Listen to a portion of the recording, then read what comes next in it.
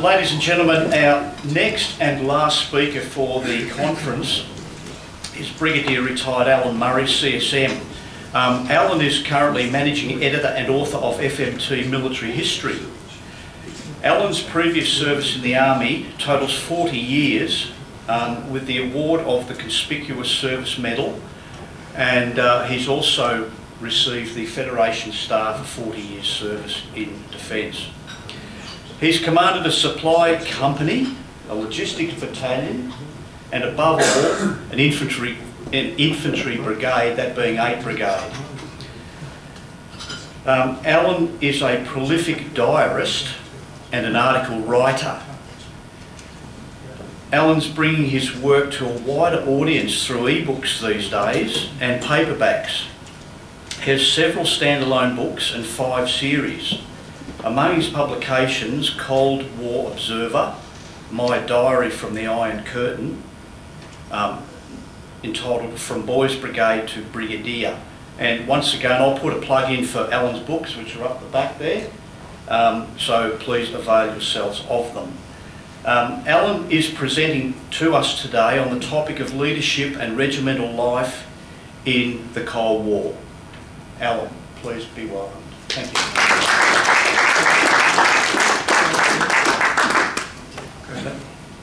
Well, thanks very much, Murray. And thank you for joining me with this last session of today. So we've crossed the Rubicon, we've made it to the last session. I was expecting to speak to about 4 people, but the numbers have exceeded my expectations. Just let me get control of this. As part of the SE Land Stream, I'll present on essentially regimental life. So it's a bit of a nuts and bolts of what a junior officer was doing during the period of the Cold War. And my focus will be on the... Wait. There we go. So my focus will be upon the last decade of the Cold War, or as I call it, the post-détente period, and that's 1981 through to 89. The areas I'll cover are my career pathway by way of explaining to you what does a junior army officer do in essentially a peacetime army, but in the context of the Cold War. I'll talk about the post-détente phase, a fresh look at the nature of service of Australian Army personnel during that phase, particularly in Europe, and then I'll finish with a look at the legacy passed on to the Army of the next decade of what we did in that 81 to 89 period. I'll use my career and the experience of other people known to me in that period to illustrate my points. Did that skip one? Yeah. There we go. So that's just a quick snapshot of my career. The photos of me as a cadet at Duntroon with my mother. So the post-détente phase coincided perfectly with my junior regimental life, or life as a subaltern in the ranks of lieutenant and captain. I joined the Army just 3.5 years after we finished at Vietnam, so I was very much in the Vietnam mould in my early Army experience. University of New South Wales Regiment, which I joined as a soldier, an Army Reserve soldier in 1978, was very much focused on training you to be a soldier but encouraging you to become an officer. And I took up that encouragement and I applied to go to Duntroon, so I ended up doing 4 years at Duntroon and was commissioned into the regular army in 1982. At Duntroon, it was very much made clear to me that we were in a peacetime army, but I soon reasoned that if I wanted to be part of that army and be a leader in that army during the Cold War, what I should do is visit communism, understand it, see it, smell it, and walk the street. So that became one of my personal ambitions. And looking back 40 years from now to that time, I think it was a pretty good decision because I had some fantastic experiences as a young man in parts of the world that not many of my peers were visiting at the time. I also had drilled into me at Duntroon that time spent in reconnaissance was never wasted. So I used to deliberately go to these world hotspots to have a look around, have a sticky beat. So prior to my first officer posting, I had visited Western Europe and been to West Germany. I'd seen the Iron Curtain, the border between East and West Germany. I'd been to the Berlin Wall, and I'd crossed through the Berlin Wall at Checkpoint Charlie and entered into East Berlin. This was also especially good for setting my future goals as an officer, because I made it my personal ambition as a junior officer to get myself into situations where I could be a part of what the Army was doing and contributing in the Cold War. So that's the second half of my junior life. So my experience included time with the Operational Deployment Force, which was just beginning, and just beginning to develop the maturity that the government wanted of it. I spent time with the British Army in the UK on the Long Look Exchange, and I spent time on a major exercise over in Germany with the British Army of the Rhine.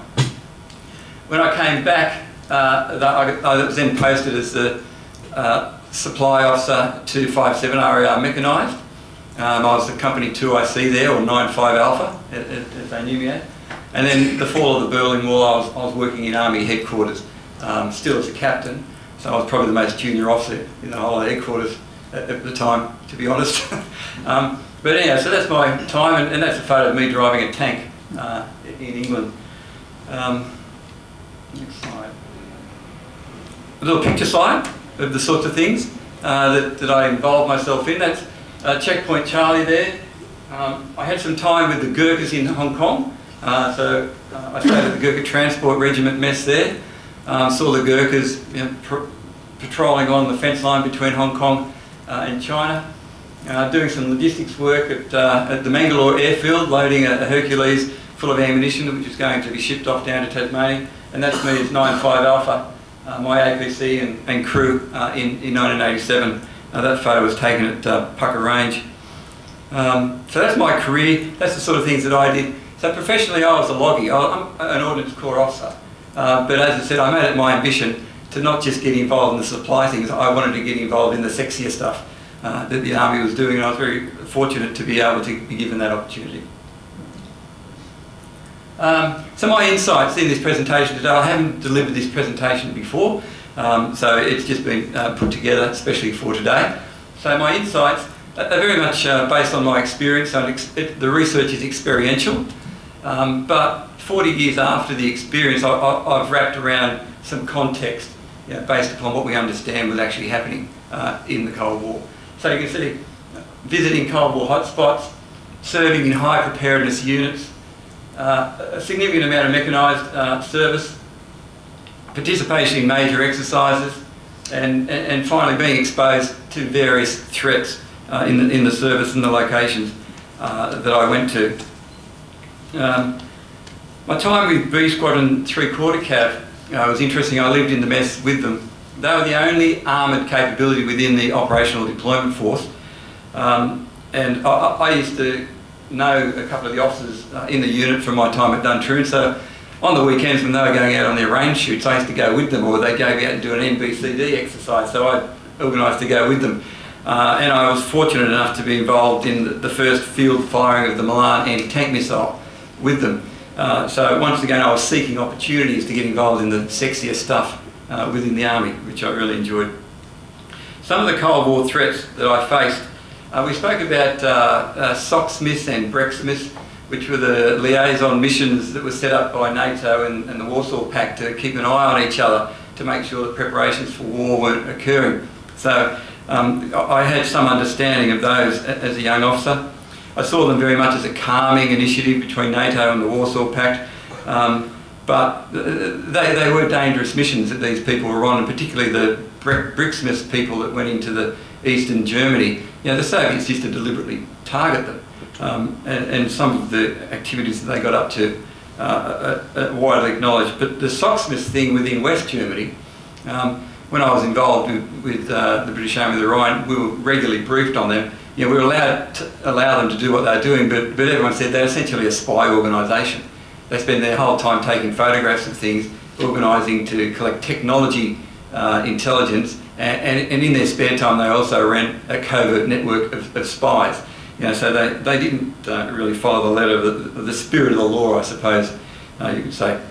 And in terms of threats, when I was in England and also in West Germany, the IRA was very active. So people tend to disregard, in my view, the fact that one of the threats for people, Australian Army personnel serving with the British in England in the 80s and in Germany in the 80s, was that they were actively blowing up British Army and military bases and deliberately targeting British Army and military personnel. And the fact that we were Australian didn't shield us from that threat. So there are a variety of threats in service for Army personnel in the 80s. A snapshot of the Army that I joined. You can have a look at the slide for the details. So Afghanistan in '79 was the latest proxy war of the Cold War, joining the conflicts Korea in the Middle East, Vietnam, Angola, for example. So Reagan's platform when he came into power in 1980 was very much about ending Soviet influence in Eastern Europe. So he deliberately ended détente. And he gave the West what I would call a new strategic mission to focus upon preparedness of forces in Western Europe to not only deter but defeat a Warsaw Pact invasion.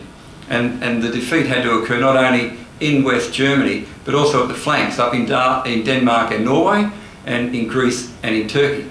So it enlivened a whole new range of activities that NATO had to be prepared for in that period of the 80s.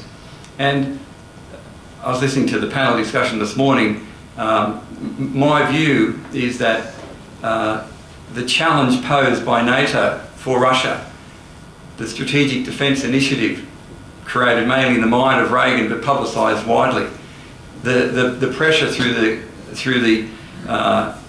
the regional conflicts or the proxy wars, these all added to the reason that the Soviet economy or the Warsaw economies collapsed. So you can't just say that NATO and the West didn't have a role in the collapse of Warsaw and the Russians. So that's the take I have it from a very much a nuts and bolts experience in watching it happen. So what is preparedness? We were directed by the Fraser government to create this operational deployment force. So it was in 1980, so it had been essentially 8 years since 72 when we left Vietnam through to 80, and the Army, I call, was in a bit of a preparedness malaise. We really didn't focus that much upon higher preparedness units.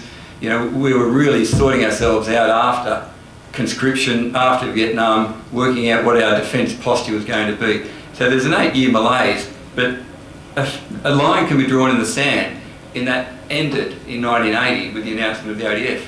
So we were directed to focus again on preparedness again. So it's a very significant initiative for the future of the Army post-Vietnam. So preparedness is the combination of how long it will take a fighting force to be deployed in the field, that's its readiness level, and how long it can stay in the field, which is its sustainment. So readiness and sustainment equals your preparedness. So the aim was for the ODF in total to be in the field after 28 days notice, with some elements going sooner. The Ready Battalion had to be out there in 7 days. And then the aim was for it to be sustained by a logistics support group for between 3 and 6 months. So that was what the objective was. Whether we ever got there, I don't know, but Marcus might have some insights about that in terms of what they did in going into East Timor, because I'll touch on that a little bit later. So the thinking carried forward about high preparedness, and we ended up with the Operational Deployment Force. The Operational Deployment Force initially had 2 light-scale infantry battalions and it was supported by a number of helicopters. So it was an air-mobile light infantry force, and if you think of the Australian Task Force in Vietnam and you compare it to the ODF, you'll see a lot of commonality. So the Army was continuing to operate within its comfort zone in the early phases of being a high preparedness organisation. What were the other 2 brigades, the other 2 regular brigades doing? Well, 1st Brigade and 6th Brigade, much lower levels of preparedness. They had force structures there. but they didn't receive the generous funding for exercises and firing ammunition, etc., that the ODF was receiving. Formal training was very much focused upon operating in the jungle at the tactical levels. Doctrinally, we had an organisation called the Missourians that we trained against, which are a Soviet-like organisation, but fortuitously for us, they didn't have many tanks or many heavy tanks, so we were able, as a light infantry force, to deal with them.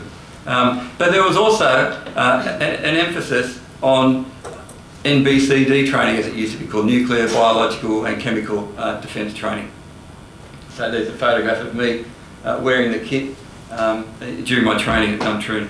In terms of the experience pool, the level of experience of people in the Army to perform on operations, it was in decline. The large number of Vietnam veterans were working their way through the system. There weren't a great number of other opportunities for people to gain operational experience. The exception being the Commonwealth force that went into, where did it go, Rhodesia, for example. But there weren't too many other things that were giving a great deal of operational experience.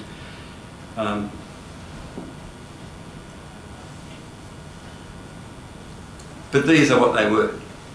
So what were our contributions in this post-détente phase? Hong Kong, people used to go there on exchange and work with the Gurkhas. There was also a SIGINT facility operated by the British there. Australian intelligence people used to be embedded with them. So I was briefed on that whilst I was in Hong Kong, serving with the Gurkha Transport Regiment there. And there largely we focused on eavesdropping on the Chinese. In Malaysia, we all know we had the rotations of the Rifle Company into Butterworth, which is still ongoing. And when I was at 57 RAR, obviously I had a number of diggers from Aberdeen Company, went over with the rotation from 57 RAR at the time.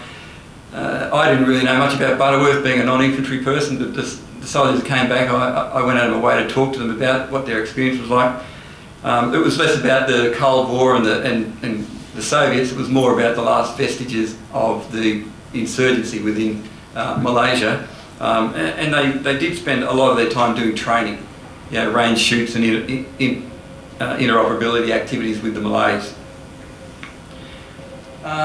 That's my good friend Corneliadis there, an officer from 57 RAR, dressed in his pirate pants, which was very popular in the post-Vietnam period, serving in Malaysia. And I'll go back to Con a little bit later in my talk. So my service was in the United Kingdom and West Germany, as I said, in 1986. NATO truly was a step up from what the Australian Army was doing at the time. It was truly at the front line of the Cold War, and people wanted to be there. I'll talk a little bit more about service within NATO later on.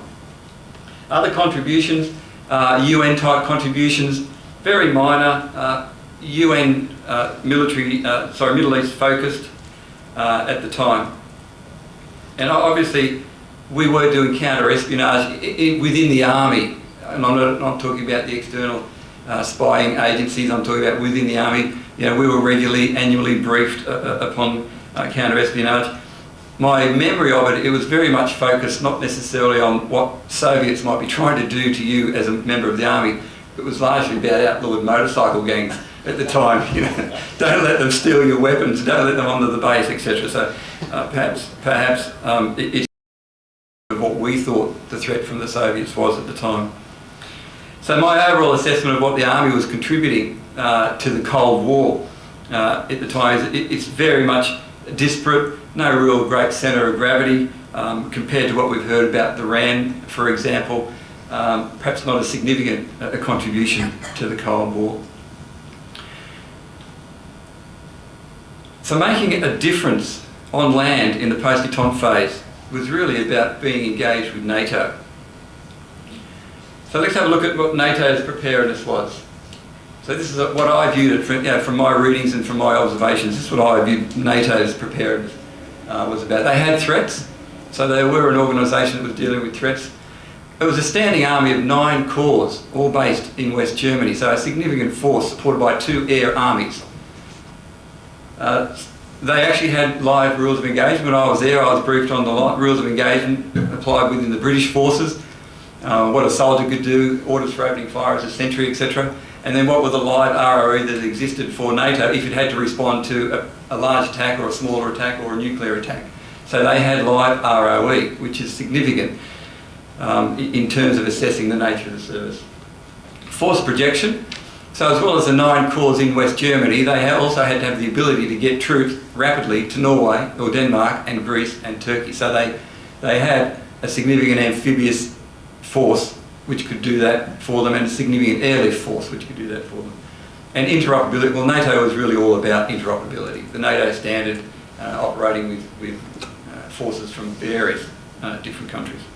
And Australia, interestingly enough, followed many of the NATO standards. So there's a couple of indicators. The heavy forces, NATO was all about heavy forces, tank forces and manoeuvre. The boundaries of the 9 corps running the length of the East German and Czech borders, significant numbers of West German troops interspersed. A photo I took of a Chinook helicopter supporting some of the activities that I was doing when I was in West Germany, and a true indication that Warsaw Pact was the threat. There was no doctrinal or notional enemy for NATO. Warsaw Pact was the threat. So, if that was NATO, what was the ADF capable of? So that's my observation. So there was really no threat that we were dealing with in the 80s. You know, the guys who went to Butterworth had to deal with a notional threat from a remnant communist force. It was a standing force of about 3,200 with a couple of hundred more in the logistics support group, which was the force level logistics organisation. A mission, I never really got a handle on what the ADF mission was. It was a diverse thing, a Defence of Australia ready to deploy into the archipelago, ready to do a service protected or service assisted evacuation, or sometimes we would just go and defend Tyndall Air Base.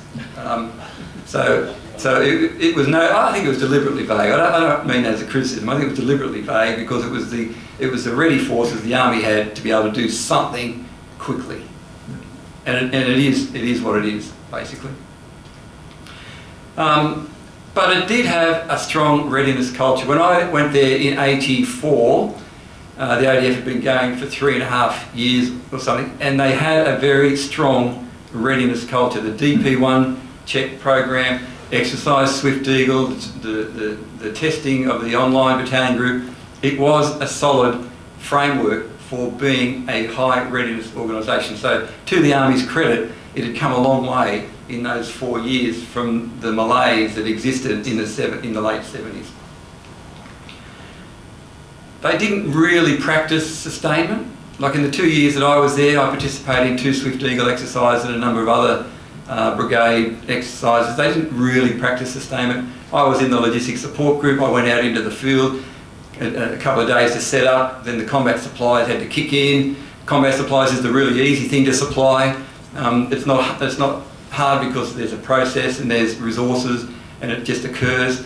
But we didn't get into the nuts and bolts of how we're going to recover these vehicles and how we're going to replace the lost rifles and how we're going to re-equip the clothing stores, etc., etc., etc. We didn't ever do that. So, yes, we were able to get into the field. Yes, it was at short notice. But how long could we stay there is a question, and how far could we project it is also a question. Things might have changed much later, Marcus. You'd have a better understanding of how things changed much later. Yes, yeah. Did it change for the better? That's the question. So a couple of picture slides. Who can remember the garish colours of the ODF in the 1980s? You know, getting around in pink Land Rovers and pink trucks and whatever. So that's me controlling an LZ on high range training area. Me out bush with B Squadron 3/4 Cav. The only heavy trucks that existed in the whole of the ODF were held within the logistics support group, 2 Field Supply Battalion. And that's the detachment that I commanded in my first year. I was in command of the local purchase office in my first year, and so I used to go out into the field and try and purchase things that the ODF needed in a hurry. And we were independent and mobile in a Land Rover. Yeah. And I did that as a lieutenant. So the final assessment on the ODF. So if you compare the ODF with what NATO was doing, a little bit like oil and water, really. You know, was there a role for the ODF within the NATO context? I'll leave that up for you to decide. Clearly, the 1st Brigade, a mechanised, tank-equipped organisation, was far more relevant to a NATO-type deployment. But at 180 days' notice, and equipped with just Leopard 1 tanks, and our ability to meaningfully get them there in a timely manner, so there are a lot of question marks there about the ODF. So if the ODF wasn't the way that we were going to contribute to NATO, how else could our army of the 1980s make a contribution to NATO? So this is actually what we did. This is, and I have deliberately left out special operations. So I don't talk about special operations in this contribution, because I don't know enough about it, and I think it's a little bit more specialised than what this presentation is aimed to achieve. So, a quote from John Cantwell in his book Exit Wounds. I was offered the job of my dreams, seconded to the British Army, commanding a tank squadron in West Germany, facing off against the Soviet forces across the border. After years of peace, this was what I yearned for, to go to a place where there was a real threat. I left for Europe at the end of 1988. So he realised that that was the place to be, and I also realised. Individual deployments, the Long Look Exchange, visitors, sub-unit exchanges, exercise, North Star. So that was our contribution to NATO. I'll just show you one more picture slide. There we go. So that's how we contributed to NATO during the Cold War. Sending troops there to participate in exercises, people going over to do individual training and working with the NATO forces, individual exchanges, postings, people going over there for a period of 2 years and really integrating with the organisation.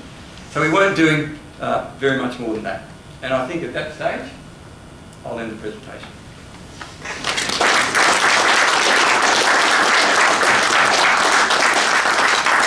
Do you have any time for questions? Yes. Yeah. Are there any questions of Alan, please? Very comprehensive presentation, thank you. Not a question, but a statement.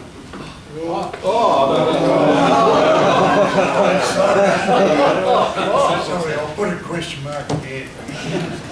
When the ODF was being formed, right, I was a company commander in the 8th 9th Battalion at Enoggera Barracks, belonging to the 6th Brigade.